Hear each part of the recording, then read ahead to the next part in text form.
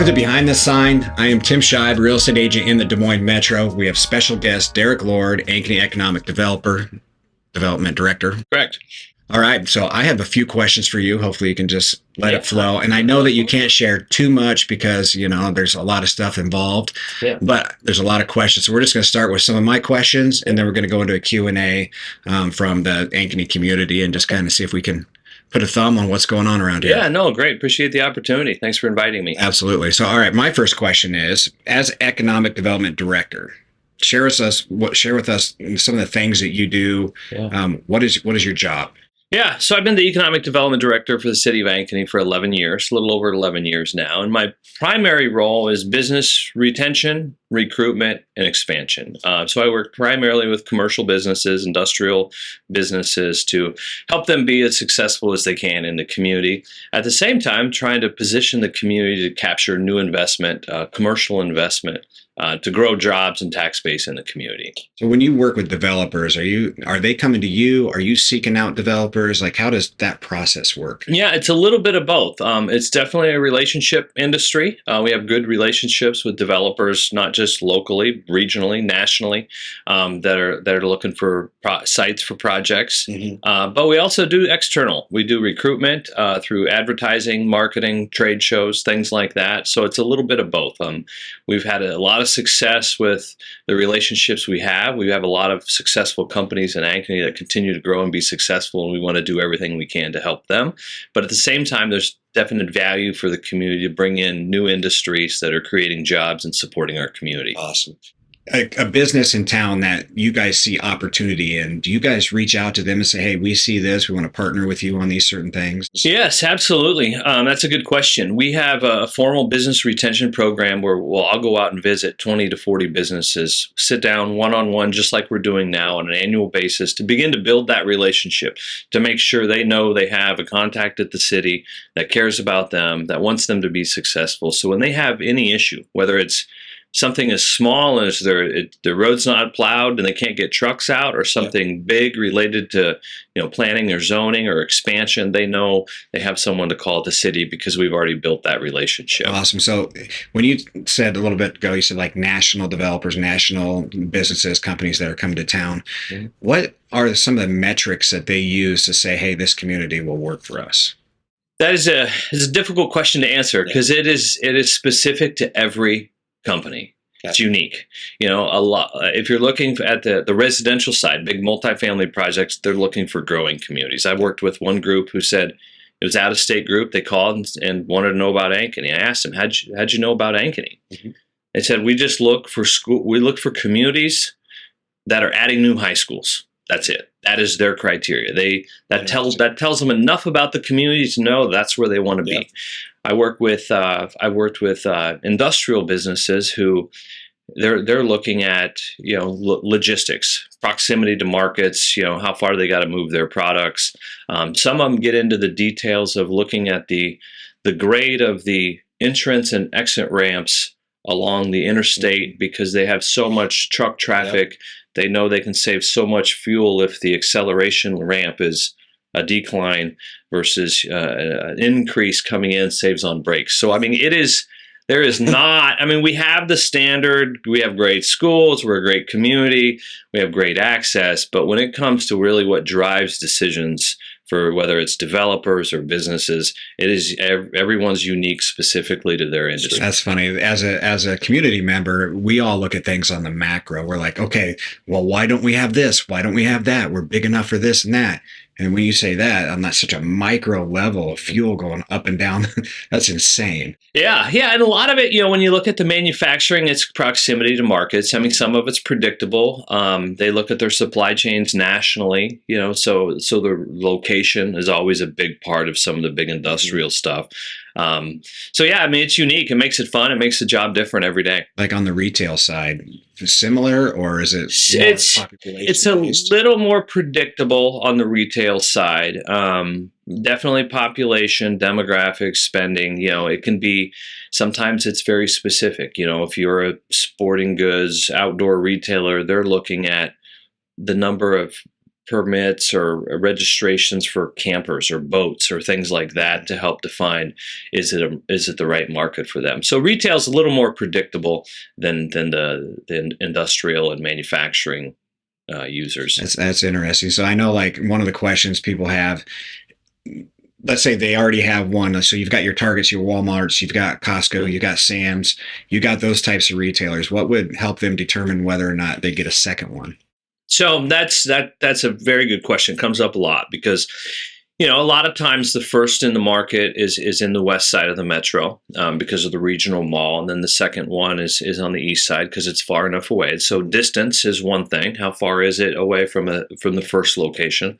But the other thing that we can't control is the cannibalization rate. Mm-hmm. How much? Trader Joe's comes up a lot in our community. What we can't control is the formulas and numbers they look at. How much business is the first location is going to lose when they open a second location? Mm-hmm. So Costco, for example, demographics were all great for many, many years, but the reality is we had to wait till the point where it wasn't going to steal enough business away from the first store. Mm-hmm. And once they become so busy they can afford to lose a little traffic, then it pushes towards, we need a second location.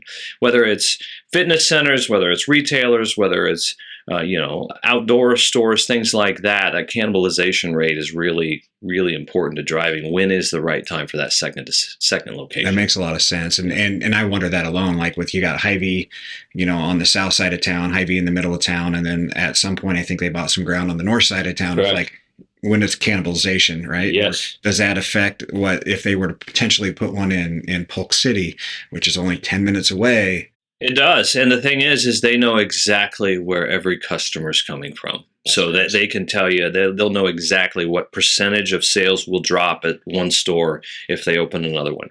Well, yeah, they do it enough, right? They do it enough. They're successful for a lot of reasons, and that's one of them. Yeah, so like as far as like the sporting goods stores, like I personally, I've got kids in sports. Like if I shop, I'm shopping at one sporting goods store. That's about buy all my clothes from there, right? I look at the mall, and for a long time on the macro level, I'm like, why don't we put a mall over here? Because this part of town, you could reach Newton, Marshalltown, all those places. The west side's got all their part. There should be plenty of room over here. Mm-hmm. Do you see any potential for malls, or are malls pretty much gone? So I had heard that Jordan Creek was one of the last malls like that built in the United States. I think there's been like maybe 8 of them built since, the fully enclosed mall, the traditional mall that we think of. And that was 20 years ago. So the new kind of 21st century mall is more of your outlets of Altoona, outdoor shopping, kind of mixed use entertainment like West Glen, a little bit like what's being created at Spectrum 36. So I don't see a traditional mall in the future, but I do see that kind of concentration of retailers all connected by sidewalks and in a nice environment, kind of being the new mall and what we can expect in kind of the northeast side of Ankeny. Yep, more of a district, more of a shopping district with mix of uses, and really it takes that for them to be successful. Yeah. So you mentioned the Altoona. What kind of effect will what happened in Altoona, which is only 10 miles away? Yeah. What kind of effect will that have on what could potentially come to the Spectrum? Yep. It does have an impact when they're looking at proximity to other stores, right? So if there's a retailer that's going to open 2 locations in the Des Moines metro and it goes to Altoona, it's going to take time. Maybe it won't happen in Ankeny. If it comes to Ankeny first, it might not happen there because they are very close. Yeah. So it does have an impact, but at the same time, our demographics are very different. The farther east you go, it's more interstate traffic. It's long weekends with Adventureland, the casino. It's different. Whereas on a day-to-day basis, Ankeny has a much stronger population, very strong demographics. Retailers are going to consistently be successful in Ankeny every single day, and that's what they're looking at. Retailers don't want to be successful just on Saturday. Yeah, they'd like to be successful 7 days a week. So they're going to look at, even though certain regions might attract a lot of weekend traffic, how busy are they going to be Monday through Friday? And that's what's nice about Ankeny with our growing population. They're becoming more and more successful every single day because we have that critical mass of people approaching 80,000 residents. Crazy. And that's just in our community. We know from our data that approximately 80% of the people that visit Costco do not live in Ankeny. Wow. Like, it's drawing people from 60 miles away. So when you start to factor in all that incoming traffic, in addition to the 80,000 people who live here, there's a real opportunity for those retailers to be successful 7 days a week. Yeah, I know one of the questions a lot of people ask is about the sporting goods store. And I know you can't talk details because confidentiality and all that type of stuff, but I mean, if I were to say, would we have better than an 80% chance we're going to get a sporting goods store? Oh, I love percentages. I love percentages. Yeah. I mean, for sure, it's going to happen. It's going to happen. I mean, we're approaching, like I said, 80,000 people. What's set us back? I would have said we would have had one already in the last 4 years. What has set us back is the cost of construction. The challenge with the retail store right now, it's not our demographic. It's not the number of kids in sports. It's not our population. It is the fact of it costs so much to build a new store. And that's why you're seeing more restaurants being developed and less new retail, because the cost to build is so high. And those lease rates that those retailers are willing to pay or able to pay doesn't afford the cost of the construction. So you don't have developers rushing out to put up new retail because the numbers, there's always been a gap between what it costs and what they need to pay. But it's always been a manageable gap. You give and take a little bit, you get there. Now the gap is still so big that retail's a little slow, new retail. That's set us back a little bit, but we'll get one. Yeah, it's like, how do you get them to come to terms? Does it come from the land, the development? Does it come from tax breaks? A little bit of everything. We don't incentivize retail in Ankeny. That's not very common in the metro. But yeah, I mean, whether it's, I don't expect costs to come down, but it's a little give and take on everyone's part. And at some point, it's going to become pressure. The market, with enough people, enough incoming traffic, demographics, incomes going up, part of it can come by just adding more people to our community. That can help close the gap as well. If they can show they're going to make more money because there's more people, that begins to close the gap as well. So give it some time. Do you have much as far as your role to the roads and the structure of the roads and the ins and outs? So I'm involved. Our engineering public works department handles all that, but I get involved in the traffic. That more in the long range planning versus the day to day. I don't get involved in traffic studies and where we need signals. And I'm no traffic engineer. A lot of people think they're traffic engineers. I'm not. I don't know how many lanes we need or where we need turn lanes or traffic signals. You just know, hey, we're gonna need room for a lot of people coming in and out of here. Right. And I think that's it's important to bring that up because that's one of the things that's important to attracting new business and retailers, industrial and residents to our community is having the infrastructure to support that. I do get involved in infrastructure in our business parks. Companies want to move so quickly they don't want to wait to have to build that road. So we're working on a nice project now with Alwell Companies, extending Creekview Drive up past Tones, opening up more lots. Because people, like I said, people used to be able to, when we look at manufacturers, they'd find land, wait for water, sewer, then they'd build a store. Now they want, or a building. Now they want to move in immediately. They don't have time to wait for that stuff. So some of those kind of speculative developments in our business parks, having that infrastructure is important. And you're seeing it a spectrum on the retail side. So when did you come to Ankeny? I started with the city in 2013. Yep. Is that about the time you bought my listing? Yeah, no, I bought my first house from you 6 years ago. So in 2019. I lose track of time. Yeah. Right. Before the pandemic. So Awesome. Well, my question for you is, we have a wonderful community and you're a big part of it. What are the 3 most exciting things that you can share with us that's coming to town or being started into? Oh, 3 most exciting. You're really putting me on the spot here. I think we are right at the kind of tip of seeing some of those retailers people want to see. I think we're going to see the gaps that I mentioned earlier are going to shrink. The challenge has been everyone's wanted to be on Southeast Delaware, but there's no room. No. I mean, there's names of restaurants and places that people want, and I've talked to them, and they're like, "This is where we want to be." But Delaware north of Orlab is full. I mean, we're going to start to see some redevelopment. We already have seen a little bit, but there hasn't been a spot where they wanted to be. Now with 36th Street opening up, more housing on the north side, the whole 36th Street corridor opens up opportunity for some of those retailers and restaurants that people are looking for. So we're going to see that. I think a good indicator of that is McDonald's. McDonald's on the northwest side, it's another McDonald's, and we have several of them. But what that shows is the rooftops are there, the market's ready, so there's going to be more to come. Absolutely. Excited about the High Trestle Trail Experience Park. That's through Uptown, so from 1st Street to Ankeny Boulevard. We're completing the first phase this spring, which is really creating a park-like environment on 14 acres. It's just been, a gravel kind of rail bed with some grass and weeds. A lot of topography, a lot of plantings, a couple hundred trees, lighting for people to kind of linger longer through Uptown. We're excited about that. That's the first phase. We don't have a schedule yet for the second phase, but the second phase is likely to include kind of more playful, fun experiences and amenities to make it an attraction through that corridor. That's one of the questions from the Facebook group. They asked, is there a rendering or a, what do you call it? Not site plan, but maybe site plan. Yeah, I have to look to see if there's one on the website. If not, people can email me. I can send it, or I can send it to you. There are renderings of what that will look like. It's a several-year process to build it out, but we're excited about the. Yeah, I'll have you send it, and we'll just put it right on the podcast so people can see it right there. Okay. Yeah. I know that was one of the questions, and we'll skip through that in the Q&A here in a little bit. Yeah, and the first phase does include the glow trail. So there's going to be a 450-foot trail that has glow stones in it. It's not like it glows and radiates and casts light, but the trail itself kind of like a moonscape where you have like the aggregate in it glows, which is going to be a fun attraction. And it's a side path off the High Trestle Trail. Cool. Third thing, exciting thing coming to Ankeny. I get excited about our manufacturing industrial prospects. People I know listening to the podcast probably care more about where to shop and where to eat. That's pretty common in every community. But we have a strong pipeline of projects that I anticipate will pop in 2025.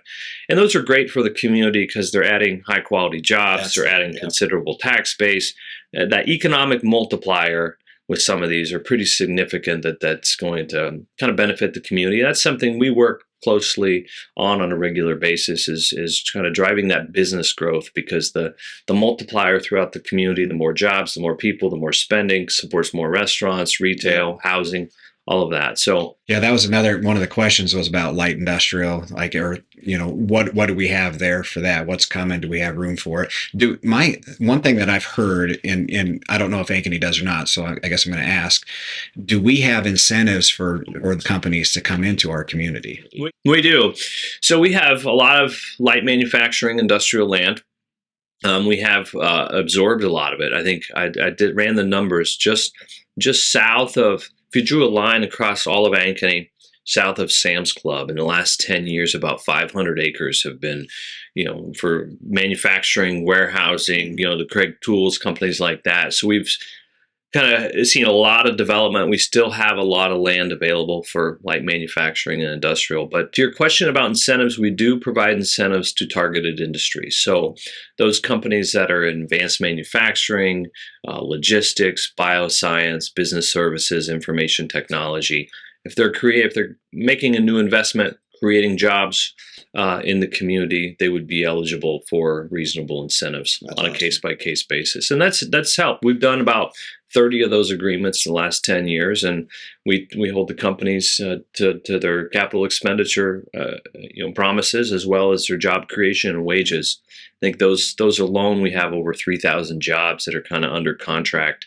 as part of those agreements that have been added in the community. Well, I think the important thing that you said there that I would assume that many people don't understand is, we're going to give these company tax breaks. It's not a corrupt thing. It's like, hey, if we give them tax breaks to come in here, they're going to help grow the community and add taxpayers to make up that Exactly. gift. Exactly. And that's why, that we provide incentives for targeted industries. And the reason it is because those companies don't have to be in Ankeny to be successful. Right. Like, we're not providing incentives to Costco or retailers because they're here because they're going to be successful based on our demographics. They're not going to be as successful in another community. Whereas, take Craig Tool, for example. They could be just as successful on the east side of the metro or in Tennessee. Yeah. Right. So those incentives can really influence the outcomes, and then we benefit from the tax base and the jobs forever. Yeah. And some of those companies do great things for the communities. I For mean, sure. they like to give, just, like we like to receive as a community. And do you guys ever look at like, hey, what are you guys going to do for the community outside of just making tools? Yeah, we don't. To your point, we have a lot of great companies that give back to the community, and that helps the fabric of our community, helps grow our community, helps increase the quality of lives for sure. We don't take it into the consideration when considering incentives, but at the same time, we definitely recognize those that give back. Yeah. On the jobs front, as a community, I think in 2025, the U.S. Census does an economic census every 5 years. And I think in 2025, it's going to show for the first time since the 1940s when all the people were coming to work at the ammunition plant. So I think for the first time since the 40s, we're going to have more people coming into Ankeny for a job every day than leaving Ankeny for a job every day.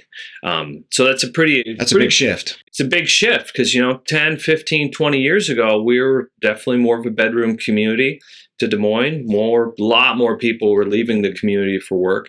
Now there's more people coming in. It shows that we're much more of a regional business center. We've evolved well past, being a bedroom community. Now we recognize a lot of the jobs people are coming in for may not pay as high as the jobs people are leaving for, but that's something we're working on through our incentives and attracting high quality jobs. So that's an exciting everything milestone. Takes time. It does. And it helps drive our daytime population, right? I think a lot of people look at our population and think we should have certain things, but the restaurants or retailers, they don't care how many people are sleeping at night in your community. They want people, how many cars are driving by and how many people are in your community from 8 a.m. until 9 p.m. That makes such a big difference. And that's I think one of the reasons why we see some restaurants struggle is for that reason alone. And the only way to help them out is to bring people here during the day, whether they live here or not, getting people here to have lunch rather than just have supper. Exactly. So I think that's very important. Last thing before we get to Q&A, the sports complex. Do you have much of a lot of role in that, working with them? I know it's an investment group trying to gather money. I think they said, $90 million total price tags right around that. So the sports complex east of Costco at 36th Street is the one you're referring to. So we have regular meetings with that group, kind of get progress updates on how they're doing on the planning and the fundraising. There's still work to do, of course, but it's something we're involved with and kind of tracking the progress at this point and trying to help where we can. But the final plan isn't set, but I know that group's working tirelessly to put the plan together. Yeah. We think it's a great location off the interchange. It's going to drive more restaurants, hotels, things like that in an area that we'd always planned for those types of amenities. So we definitely wish them the best and hope they can put that together. It'd be the only thing I could say, if the city could give them some sort of grant or do something to help them build a parking garage. A parking garage. Make sure that's part of the plan, because I tell you what, man, I've got kids that have been club sports for the last 12 years, and I got 2 more that are going to be in it for another 12 years. It's like, holy smokes. Yeah. And we need some parking. Get us a ramp. It'll pay for itself.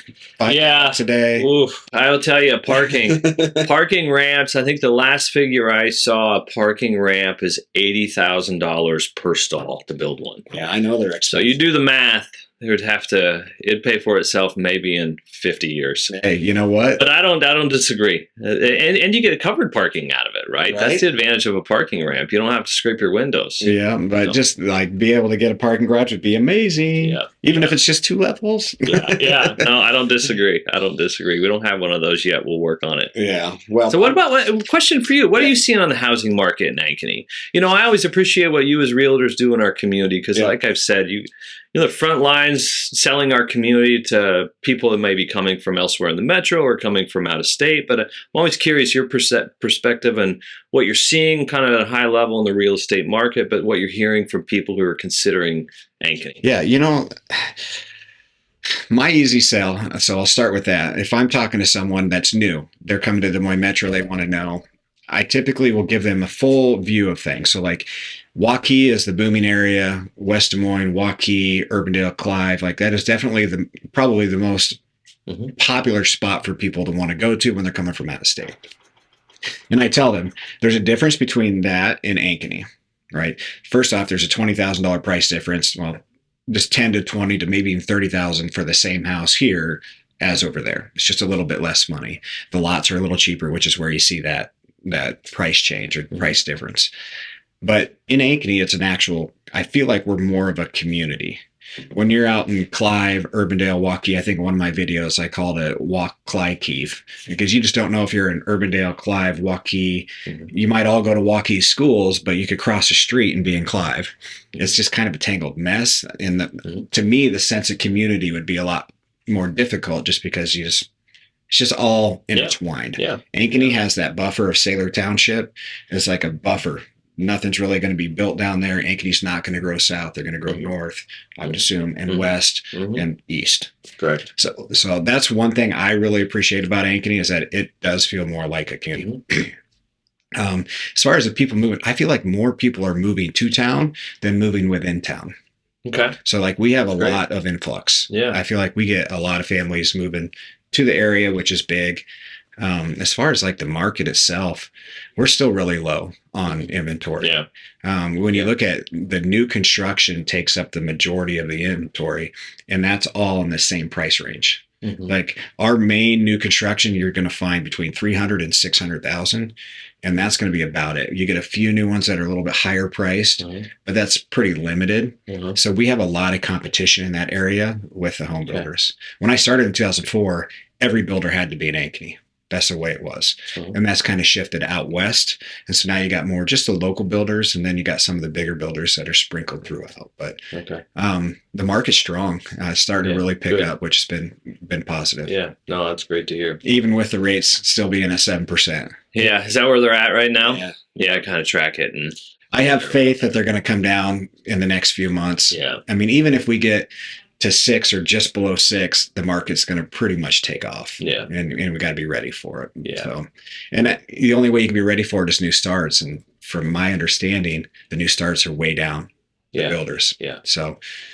Yeah, they were down a little bit last year in Ankeny. I want to say it was around 800 total new units between buy attached and single family. And it's down from 1,200, 3 years ago. Right. A lot of the builders, they learned from 2006-07 that you just can't have a bunch of inventory, especially if things aren't moving quite the way they used to. Right. It's just that interest that builders, the risk of interest that builders take on is so great that I don't think a lot of people understand that. Yeah. And it can bury you quick. Yeah. I mean, you got 4 or 5 houses sitting for 6 months, and that basically takes one of your houses you're selling, you're just coming straight out of your pocket. Yeah. So pretty intense. Yeah. All right, let's hit some of these questions real quick. Yeah. I hope you're enjoying this video and getting some useful information. My name is Tim Scheib. I've been selling real estate in Central Iowa for the last 20 years. If you're interested in buying or selling a home, or just learning more about the real estate market in your area, give me a shout. I would love to sit down and discuss all your options and everything that's happening. Now, I hope you enjoy the rest of the video. So we covered sporting goods store. Sherry asked about that. That's covered. What long-term, this is from Jamie, what long-term visions and short-term project goals are there regarding the ongoing expansion of town?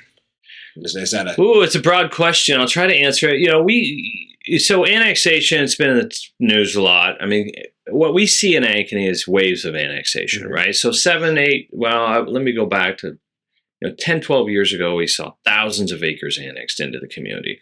And then over the last 10 years, developers just built on that. So our inventory of available land in the city was running a little low a couple years ago. So we're starting to see another wave of annexations. So on the north side, the northeast side, northwest side, more and more annexations. We anticipate probably a couple more thousand acres this year. That is a process where developers come to the city and ask to be annexed in because they want water, sewer access and services that we provide.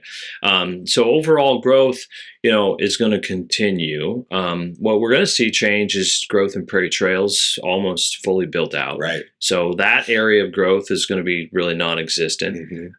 So when we map it out, it is northwest, north, and northeast, and that's where we've seen annexations. But it's also, you have a new school on the northwest side, you have a new water tower going up, you have a fire station that's going to open at the end of the year. There's no better indicators of where you're going to grow and your planned future growth than where you're building those three things, right? It's easy easy to see northwest. There's a lot of activity, but farther north and east, I think what's going to change is we're going to see accelerated growth on the east side. Now that we're starting to see amenities, with Costco being the first one in, you're going to see a coffee shop, you're going to see more retail and restaurants. It gives you an opportunity to live very close to the interstate, to go downtown or to Ames, but have amenities right there. So that's going to accelerate. But one of the things we have to look at as a city is efficiencies. Like our boundaries, in the past, we've kind of always just looked at, can we provide water, sewer, and service? If the answer is yes, you can annex in. But now as the city gets more spread out, we look at where our police department's located, how far fire stations, things like that. As we become kind of more north to south or east to west, we have to start looking at efficiencies, and does it make sense to continue to grow in certain directions because you're that many more miles away from the salt shed, for example, for our snowplow drivers. So, it's an evolving process, but it is changing, and kind of how we look at it and where it makes the most sense to grow as a community. But it's all part, I encourage people to look at our comprehensive plan, the Ankeny 2040 plan online. It shows kind of the growth and if we grow, what the land uses will be. We're probably close to needing to update that, because I think that's probably 7 years old. So there'll be a new one of those, and it's going to look different. All the office that we'd planned, the office market's really non-existent anymore. So some of those land uses are going to change, but it's a well-planned process we're starting to look at it a little bit differently given the challenges that we're working with today. So you said the developers come to you, and that's when you annex land in. Correct. Does that tell me that we're going to have a lot of land being developed and new lots available in the coming years? Yeah, because I think last year, I don't want to rattle off numbers because I have a lot of them rolling around in my head, but I think the last 2 years, we annexed more land than we annexed the 10 years combined prior to. So that's what happens. When the market slows down a little bit, developers, that's when they're doing all their planning, doing all their planning for infrastructure. So when the market takes off again, they're ready to build. They don't have time to wait for the entitlements when the market's hot. They want to put footings in the ground. That makes tons of sense. Well, that's a good answer. Yeah. For a broad question, that's a very good answer. Yeah, I'm not sure I answered it clearly like it was intended, but I gave you something. So Forrest asks, I've seen plenty of commercial office spaces, but does Ankeny have options for light manufacturing? We already talked about that. Absolutely. It's primarily on the southeast side. South of First Street, Metro North Business Park. We're expanding that. Southeast, we can annex a little bit, kind of east of 4 Mile, Corporate Woods area. But our inventory is lower. It's 500 acres lower than it was 10 years ago because we've developed 500 acres, but only annexed in 120 in that area. So our inventory is less. But what I anticipate from the light manufacturing side is north of Costco in our comprehensive plan up to the 126th Street exit. Gotcha. That interstate frontage is identified as a future business park for the community. Didn't even think about that. Yeah. Makes sense. Yeah. It can't all be retail. There's not that much demand for retail. So imagine north of Costco, there might be a little more retail north of Costco, but a little bit north of Costco, anticipate that being business. Yeah, I know there's that waterway up there. That's probably the divider that goes north to that light manufacturing. Yeah. So we're looking at extending sewer up there next year, 26. That will open up that land for future business park. So imagine office business park in that area. So we'll stay ahead of it. Well, good deal. And then Todd asked about the site plan for the HTT, High Trestle Trail. Yeah, I will send you that. And then look for that to be completed probably in May or so with all the lighting being in. But it's going to be a beautiful park-like environment. I'm excited for that. I think that'll be really cool. Yeah. And they put that hyper there. I didn't know there was room for another spot there, but the hyper will definitely get bikers to stop. Yeah. I know the kids love that right across from the high school. Yeah, it's unique. They're going to add benches out front. And what's also unique about that corridor, asked me for 3 most exciting things in Ankeny. I could have easily added the South Ankeny Boulevard revitalization plan as one of those things. And we're starting to see some nice reinvestment in that corridor. You got the hyper that went in. Viridian, they're going to tear down their store and build a new one right there on the corner of Magazine and 69. And that's an opportunity because that's going to create another 1.5 acre lot in between Hyper and Viridian. So there's going to be probably another good retail restaurant type venue going in there. So the revitalization of that corridor is also exciting, and we're starting to see some new investment. But all that ties into the High Trestle Trail and get people, to support uptown. And Do you still run into difficulties with people not willing to sell their land? oh yeah, I had a conversation this morning about someone, and the hard part is, oftentimes it's families. Yeah. You got two siblings who want to sell and one doesn't. They all have shared ownership. Yeah. What do you do? That's tough. And we don't. People don't have. We don't make them. They can sell their land whenever they're ready to sell. Yep. Development will happen around them. That's the way it works in Ankeny. So it's not something we push at all. But we'll just keep the plan for when they do sell. That's the plan. South Ankeny Boulevard is going to create a new vision for the corridor, and as private investment occurs, we can begin to implement that vision. But there is no part of that plan or initiative where we would be going in and buying people's property or taking their property. They don't want to sell. No, we don't do that. Absolutely. Those days, I think it used to happen, not in Ankeny, but nationally. But the Supreme Court kind of took care of that. Yeah, absolutely. A couple decades you hear ago. people gripe about it, but it doesn't. Yeah. No. I mean, if it happens, it's usually somewhere it has to happen. Yeah, and if it happens, it's usually right away because we have to get a road. Right. That serves the greater good, right? But to go in, I think the last time I saw it happen in Des Moines, I had someone call me because they had a house, and it was like right down on the curve of the interstate, and they had to take it. Yeah, that happens. It is what it is. Yeah. Well, Bethany says she wants me to ask about performing arts center. Is there any comment or anything out there in the universe saying there might be something like that? No, I mean, it comes up. It comes up from time to time, a desire to have one. It's expensive. Mm-hmm. It would take partnerships between multiple organizations to put something like that together. The challenging part is we're so close to those downtown. Mm-hmm. Or to Ames. We're kind of in the middle. What would our niche be?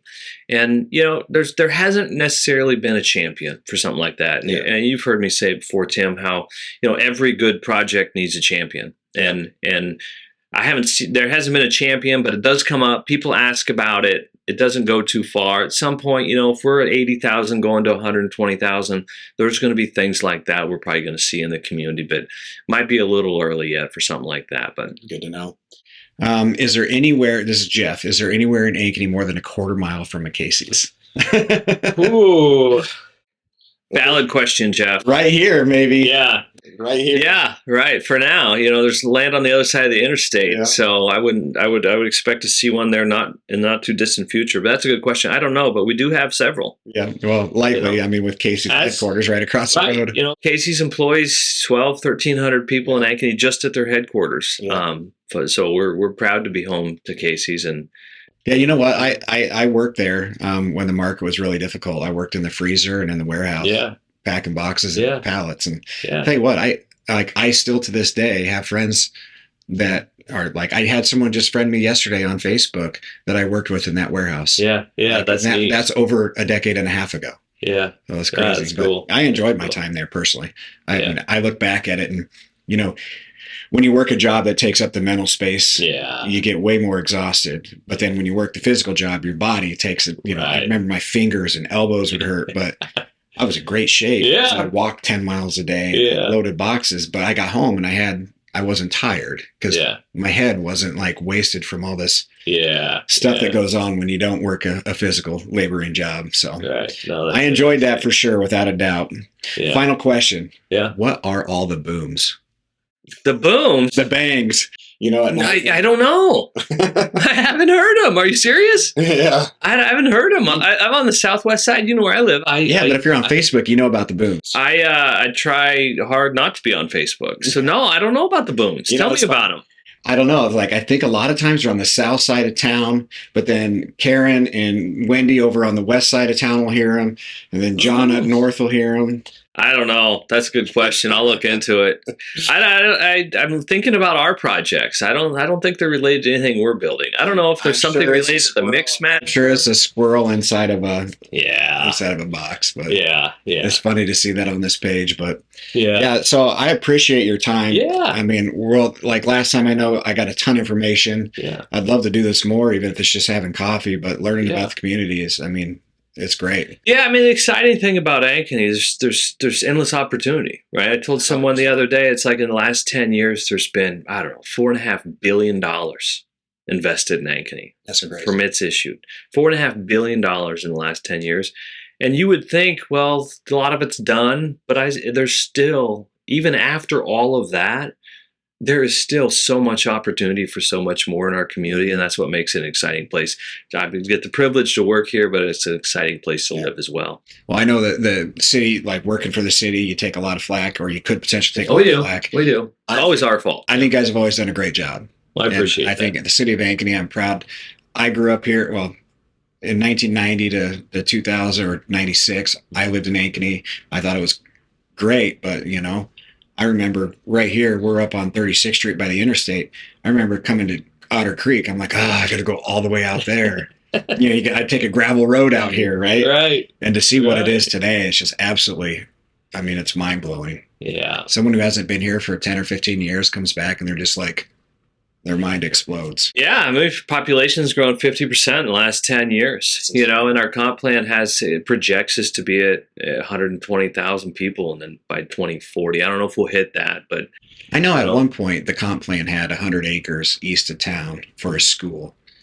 Yeah, that's still. I know they just bought. I know they just bought some ground there, but I'm assuming 100 acres would be more like a high school. Yeah, school. Yeah, the school district's picked up a couple parcels on the east side, different sizes. I wouldn't anticipate a traditional third high school anytime soon. You know, one of the things that comes up. You mentioned the Performing Arts Center. Mm-hmm. You know, one of the things that comes up more and more regularly is a hospital. Oh. Right. With all the growth of our community, 80,000 people, there's no place to give birth. There's no emergency room. I see that becoming something that's the demand for that's kind of approaching that tipping kind point. Of like the West Lakes area over there. Yeah. I don't anticipate hospitals in the future to be built kind of, 10 stories, more sprawling 2-story buildings. But at some point, it's going to be a real need for the community, and that's kind of in lines with the Performing Arts Center. Those things that, nice to have, but maybe it's a little early. But we're close to getting a lot of those things that people would like to see as we continue to grow. Well, man, I'll tell you what. I wish you all the success. Yeah, everything that works for you is going to help all of us, right? Yeah, absolutely. Well, I appreciate all you do for the community as well, because, like I said, I mean, selling homes in our community. I mean, if our real estate community is not supportive of Ankeny's sharing the story of what a great community it is, people aren't buying houses. Yeah. And then a lot of those things that people want won't be here. So we appreciate it.